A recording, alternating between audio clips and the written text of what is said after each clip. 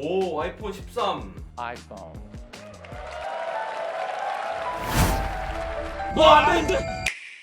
반갑습니다. 왕이혁입니다. 오늘은 9월에 출시할 아이폰 13에 대해서 우리 한번 대충 어떻게 나올지 살펴봅시다. 이 사실 아이폰 13에 대한 이야기는 루머들로 가득하죠. 100% 믿으시면 안 되고 이렇게 나올 것이다 라고 대충 느낌만 알면 될 것 같아요. 근데 요즘은 예측이나 루머보다는 사전 유출에 가깝다 보니까 루머대로 출시되는 경우가 많습니다. 자, 아이폰 13 이렇게 나올 것이다. 크게 4가지로 나눠서 이야기를 나눠봅시다. 그리고 개인적으로 제가 바라는 부분까지 이야기를 나눠보죠. 첫 번째, 디자인입니다. 디자인은 전체적으로 아이폰 12의 각진 디자인과 동일하게 출시될 것으로 예상하고 있습니다. 그렇지만 이 카메라 때문에 전체적으로 두께가 늘어날 것이고 카메라 크기도 커진다고 합니다. 근데 이 카메라 배치를 보시면은 대각선입니다.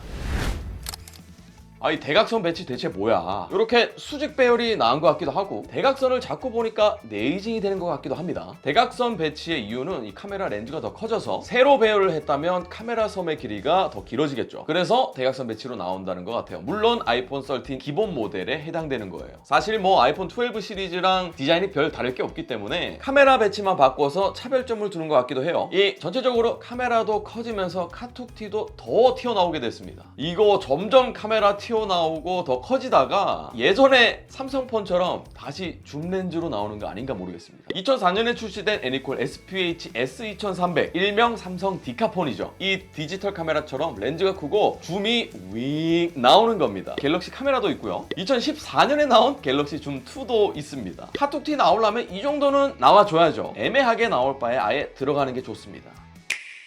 아이폰 13의 라인업은 12와 마찬가지로 아이폰 13 미니, 13, 13 프로, 프로 맥스 이렇게 4가지로 나오는데 화면 크기 역시 동일하게 5.4인치, 6.1, 6.1, 6.7인치로 출시될 것 같습니다. 좌측에는 매너 모드 스위치, 볼륨 버튼, 유심 트레이 동일하게 위치해 있고요. 우측에 전원 버튼이 동일하게 위치할 것 같습니다. 두 번째는 디스플레이입니다. 이 디스플레이를 보시면 가장 크게 바뀌는 부분이 이 노치 부분이 작아진다는 겁니다. 여기 스피커 부분이 위로 올라가고 전면 카메라가 왼쪽으로 이동했고요. 또 페이스 아이디 모듈을 축소해서 노치 크기를 줄인 것 같습니다. 자, 근데 지금 노치가 크고 작고의 문제가 아닙니다. 그냥 아예 노치를 없애버리면 안 되겠냐고요. 펀치홀 디자인 있잖아요. 카메라 구멍 하나만 딱 있는 게 깔끔하고 좋을 텐데 말이죠. 근데 애플이라서 그렇게 할 수 없습니다. 왜냐면 아이폰 10에서부터 이 페이스 아이디를 강조하고 마케팅을 많이 해왔었고요. 이 3D 얼굴 인식으로 보안성을 높인다는 그런 아이덴티티가 녹아있기 때문입니다. 애플 자체에서 페이스 아이디를 중요시 여기기 때문에 쉽게 포기할 수 없는 거죠. 요즘 코시국 때문에 이 마스크를 쓰는 시간이 많아져서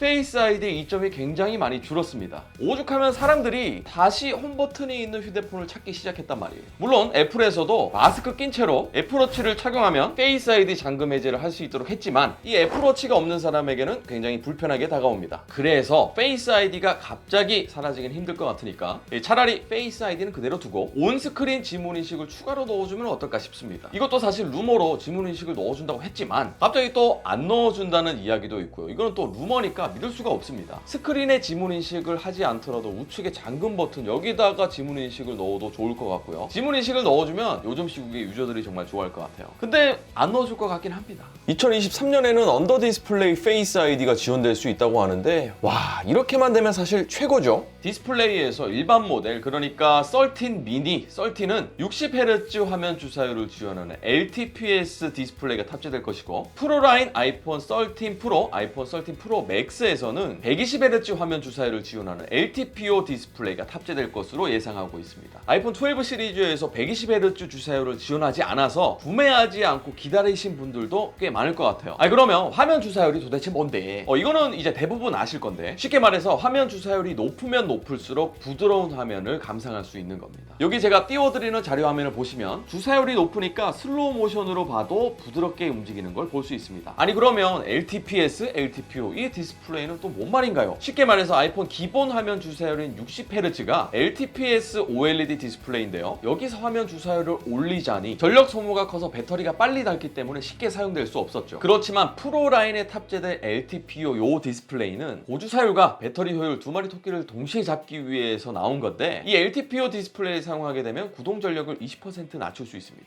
삼성처럼 가변 주사율이 지원될 것 같은데요. 이 가변 주사율은 정지되어 있는 상태에서는 주사율을 낮추고 화면이 움직일 때는 주사율을 높여서 배터리 효율을 증대시키는 거죠. 그래서 일반 모델 13 미니와 13 13에서는 LG 디스플레이에서 납품을 하게 됐고요. 아이폰 13 프로 그리고 프로 맥스는 삼성 디스플레이에서 패널 납품을 맡게 된다고 합니다. LTPS, LTPO를 양산하고 생산하는 LG와 삼성도 대단하지만 LTPO 기술을 애플이 2014년에 만들어서 이 특허를 낸 것도 정말 대단합니다. 다른 안드로이드 제품들이 너도나도 고주 사유를 출시할 때 애플이 출시하지 않은 이유가 있었네요. LTPO 디스플레이의 수급과 그로 인한 배터리 효율을 모두 생각해서 완벽하게 최적화시켰을 때 제품을 출시하는 것 같아요. 아이폰에서 120Hz는 기다린 보람이 있을 것 같습니다. 자, 다음은 배터리 용량입니다. 고주 사율이 탑재되면 당연히 배터리 소모가 큽니다. 거기에 맞춰서 출시되는 아이폰 13 시리즈는 전체적으로 물리적인 배터리 용량이 커져서 출시될 것 같습니다. 아이폰 13 미니는 전작보다 179mAh가 올랐고요. 13 그리고 13 프로는 280mAh가 올랐습니다. 프로 맥스는 전작 대비 665mAh가 증가했는데요. 무려 18%가 증가했습니다. 아이폰에서 최초로 4000mAh가 넘는 배터리가 출시될 것 같습니다. 미니의 배터리 용량 자체는 그렇게 크게 증가하지 않았지만 몸통 자체가 작기 때문에 이거는 뭐 어쩔 수 없는 것 같아요. 이렇게 되면 배터리의 물리적인 용량이 늘어나고 또 배터리 효율이 좋아질 A15 바이오닉 칩셋, LTPO 저전력 디스플레이로 프로 라인들이 고주 사율을 사용해도 충분히 배터리를 오래 사용할 수 있을 것 같습니다. 대신에 이제 가장 걱정되는 거는 무게입니다. 무게. 배터리 용량이 커지면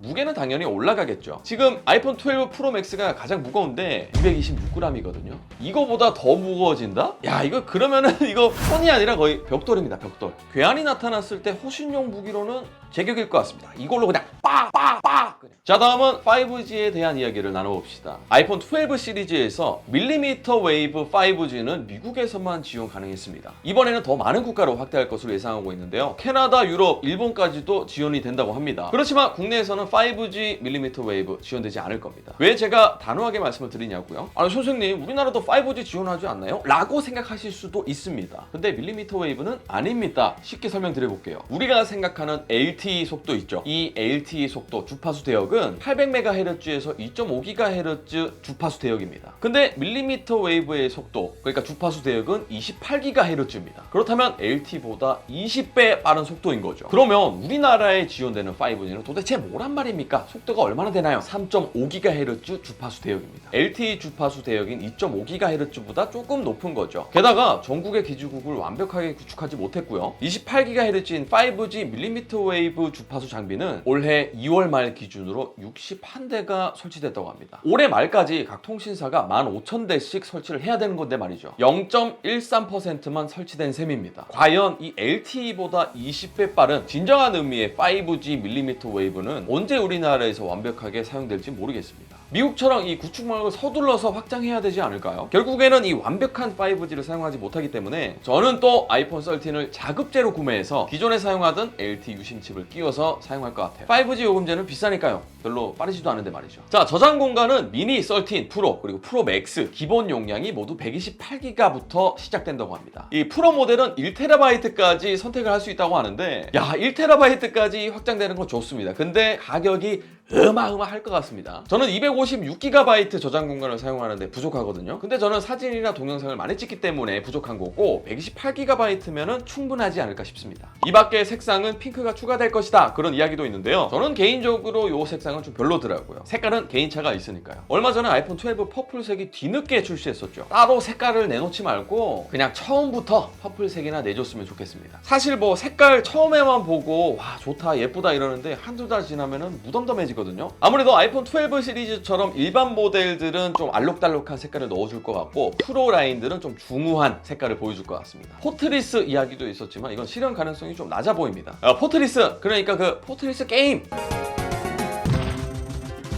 포트리스 게임 알면은 아재인 거예요. 충전 포트가 없다, 포트리스, 그 뜻이죠. 아니 뭐 아직도 라이트닝 포트 쓰는데 USB 타입C 포트 넣어주면 안 됩니까? 그렇지 않아요, 여러분들? 자, 오늘 이렇게 해서 앞으로 3개월 후면은 출시될 아이폰 13 시리즈에 대해서 이야기를 한번 나눠봤습니다. 어디까지나 루머니까 참고 정도만 하시기 바랄게요. 제 생각을 여러분들과 좀 공유를 해봤는데 여러분의 생각은 어떨지, 아이폰 13 어떻게 나왔으면 좋겠다 하시는 분들은 댓글로 의견을 나눠주세요. 더 좋은 영상을 계속해서 만나보시려면 구독하기, 좋아요, 알람 설정까지 눌러주시고요. 오늘도 시청 정말 감사드립니다. 저는 만능형키였습니다. 아듀.